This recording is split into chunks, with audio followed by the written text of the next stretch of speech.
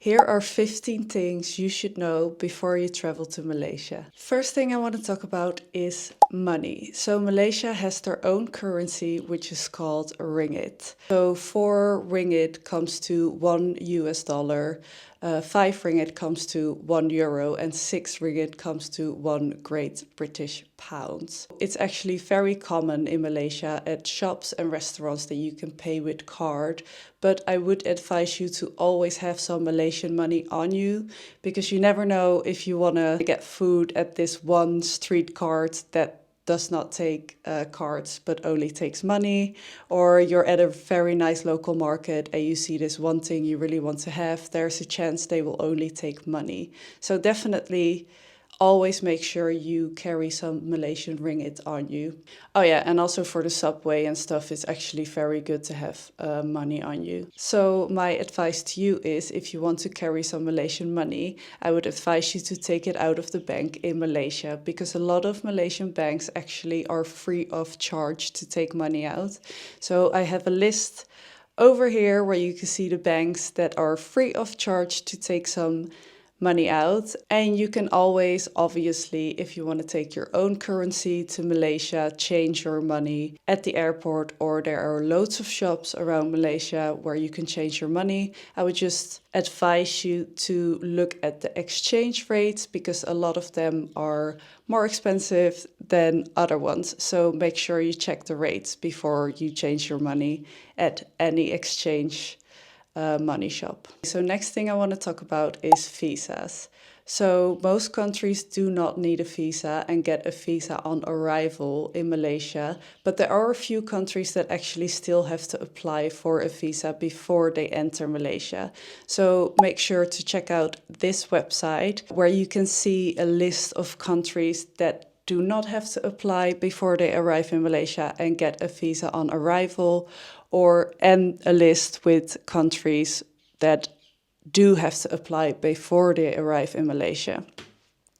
And how the visa on arrival works: you enter Malaysia, and then at immigration you have loads of QR codes you can scan, and then you can download this app where you fill in your personal information, and then you get the visa on arrival depending from which country you are from. So it's really easy. You don't have to stress. The airports have free Wi-Fi for everyone, so don't worry about how to get the visa on arrival. It's very easy. It's quick and easy. So the next thing I want to talk about is cost. So the costs for traveling in Malaysia are actually pretty low. You can make it as cheap or expensive as you want to, obviously. But for me, a $10 budget a day was good enough, and that is me just eating wherever I want to eat. I do like to eat street food and like local restaurants, so I never really go too fancy.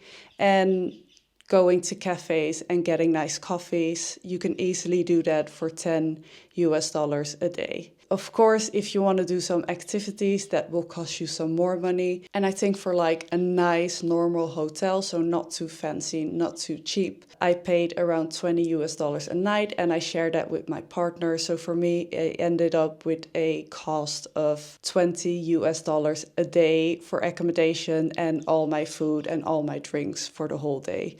You can obviously also do this for way cheaper if you spend a night in hostels, or even don't spend out that much on nice coffees and stuff, because you can easily get a meal at a good food cart or a nice local restaurant for $2. So you can make it as cheap or expensive as you want. But for me, from my videos, as you can see, I don't hold back on trying foods and stuff. Normally, I spend like $10 a day in Malaysia. Number 4 is transportation. So if you want to get around in Malaysia, I would advise you to download the Grab app. This is an app that is very easy to use. You just put your location in where you are. So let's say Hilton Hotel, would never go there, don't have the money for it. But let's say Hilton Hotel, and you want to go, like you're in Kuala Lumpur and you want to go to the city center, and then you just put city center, and once you enter the location where you are and where you want to go, it gives you taxis and rates of how much it's going to be to get to that destination. It's one of the cheapest way to travel because the price is already set, so you don't have to negotiate for a better price and you won't get scammed. I don't know if this really happens in Malaysia. Never happened to me, but you know, you can always be unlucky and get scammed with cabs and stuff. So make sure you download the Grab app. And in the Grab app, you also have the options to get like a regular normal car, or you can even travel more luxurious if you want. This will obviously cost a little bit more, but it gives you enough apps. Another way to get around in Malaysia is public transportation. And I actually use this a lot, and it is very organized, very good, very quick and cheap. So when I was in Kuala Lumpur, I actually took trains a lot, or metros, MRT lines, and it's just a very quick, easy, cheap way to travel, and you won't get the chance to get stuck in traffic. So I also really recommend transportations.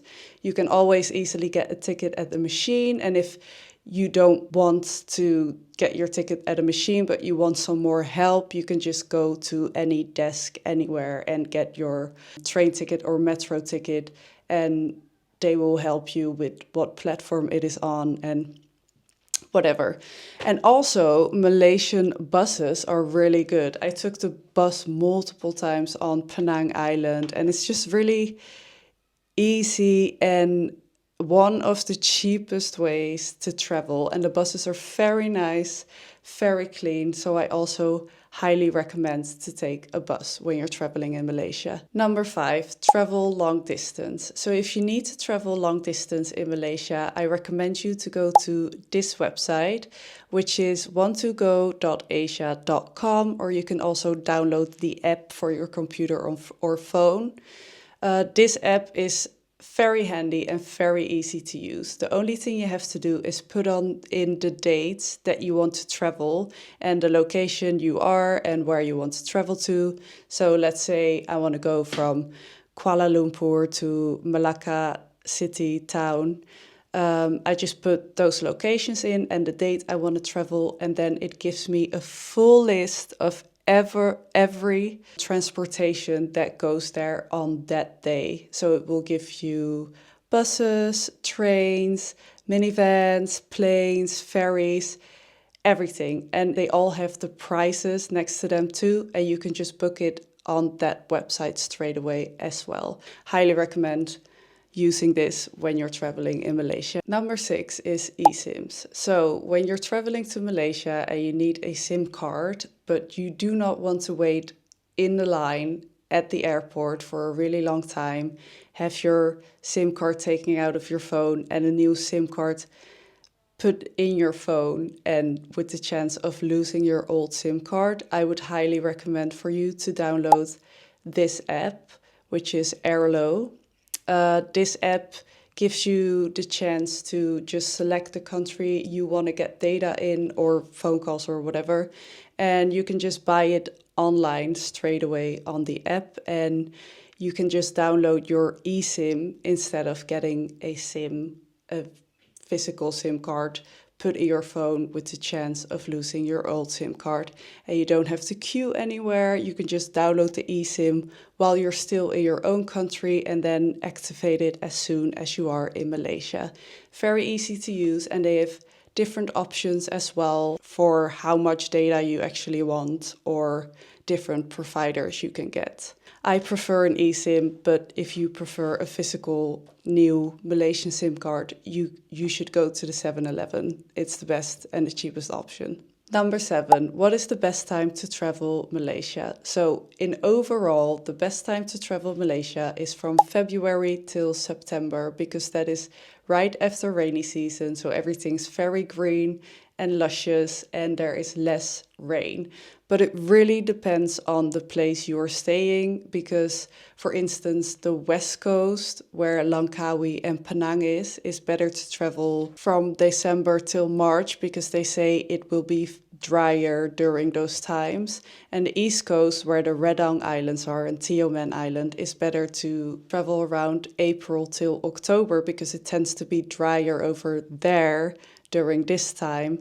And if you want to travel in the Highlands, the best time to travel it is February till September.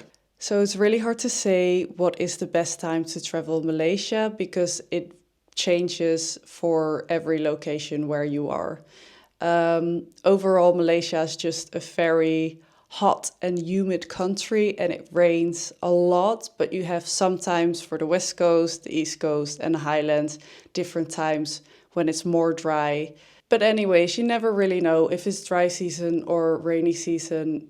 You always have the chance of a little bit of rain and it doesn't matter because you can always get a poncho and still go outside or just wait for the rain to stop and just enjoy as soon as the rain has disappeared and you can go outside and still enjoy Malaysia. Number 8, language. So when you travel to Malaysia, they have their own language, but I do have to say most Malaysian people, almost all Malaysian people speak good to very good English. Like I never really had any difficulties communicating in English in Malaysia, so don't worry about that. But if your English is not that good, I do recommend you to download this app, which is Google Translate. You can just have it on your phone, type in what you want to say in your own language, and it will just translate it to English or Malaysian, whatever you like. You can speak it in, you can type it in, you can show them the translation, or you can let them hear the translation. So it's a very easy app to use. If your English is good, I wouldn't worry about using the app because Malaysian people speak very good English. But if it's not that good, definitely download this app to make communication go more smoothly and easy. Number 9, the people. So, not by surprise, I kind of already knew this before I traveled to the country, but Malaysian people are very, very, very friendly and respectful and inviting and just very nice. I do have to say, I think I was a little bit surprised because they were actually even more nice than I already expected them to be.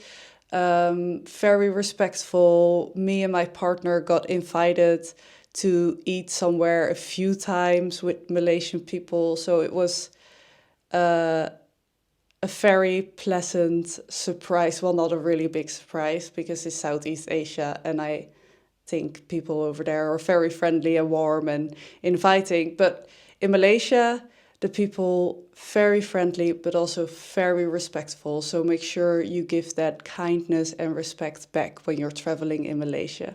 And also, I would always recommend to support the locals. So if you want to support the locals, make sure when you do tours, it's actually a local agency or local people you book your tours with, or even with restaurants, you know. Don't be afraid to go to street food restaurants or markets or whatever, because most of the time the food there is way cheaper and way better, and you get to experience the locals more and support them with their restaurants. So make sure you support the locals. Number 11 is food. So I can't explain how good Malaysian food is. It is full of flavor. They have so many different types of dishes you should try when you're there. And yeah, it's just amazing. Honestly, I was blown away by Malaysian food. And I do have a list for you of stuff you really need to try. Number 1 is definitely nasi lemak. Then you have laksa. Then you have roti canai, very good for breakfast. Satay. Malaysian satay is super, super, super good. Then you have Hokkien mee that I recommend you to try too. But anyway, if you don't know what Malaysian food is, rendang. Rendang, one of my favorite. If you want to try really good Malaysian beef, try rendang. It's like a beef curry. It's delicious. But if you're not sure where to find these really good foods or whatever, I do recommend you to download this app or go to this website, which is the Michelin Guide website or app. You can just tick in the location where you are, let's say Kuala Lumpur, and then you can filter on price range. So I always choose the cheapest price range because, in my opinion, I think street food restaurants and street food carts serve better, more authentic food than the fancy restaurants. But obviously, you can also get good food at fancy restaurants. But yeah, you can put in your location, put in your price range where you want to eat. And on the Michelin Guide app, you have so many lists of places you can eat in Malaysia that are Michelin recommended. So make sure you download the app or check out the website to get the best Malaysian food experience. And also sometimes look a little bit outside of the Michelin app because some places are not Michelin recommended, but very, very, very good. So don't be afraid to go to this very local Malaysian restaurants because the people are very kind and the food will probably surprise you. Number 12, what to pack for Malaysia. So I would recommend you to pack very thin fabrics that are very airy. So no thick fabrics, just very thin sport fabrics, or linen, because it's a very, very hot and very humid country. So you want breathable materials to wear in Malaysia. And also, I would really recommend you to pack long trousers or long skirts or stuff with long sleeves for in case if you want to visit temples or mosques over there, because you want to be respectable to the locals and the mosques and the temples. So you want to be dressed appropriately for it. So do not forget your long trousers, skirts, and long sleeve stuff. And don't overpack because Malaysia is a very modern country and everything you are gonna forget or you're gonna need over there, they will also sell it over there. So don't worry about any of that stuff because it's a modern country. Way more modern than I thought it would be. Number 13 is safety. So Malaysia overall, all the places I've been, it feels very safe to travel alone as a girl because I travel a lot alone or with my partner. Sometimes he stays in a hotel because he also needs to work, obviously, and I go out by myself. But I always felt very comfortable and safe in Malaysia. I do have to say I feel more at ease when I wear long sleeves over my shoulders, long trousers, or a long skirt when I'm traveling in Malaysia because that is what most locals wear. So I feel less like I stand out when I dress like that, and I feel more at ease. But overall, Malaysia is a very, very safe country to travel. But I would say always be aware of scams. I've never been scammed in Malaysia, but you're in a foreign country and make sure you're just always aware of people trying to scam you or something else, just always be aware when you're traveling and especially when you're alone. Number 14 is accommodation. So for accommodations, I would recommend to download or go to the website booking.com or go to Airbnb.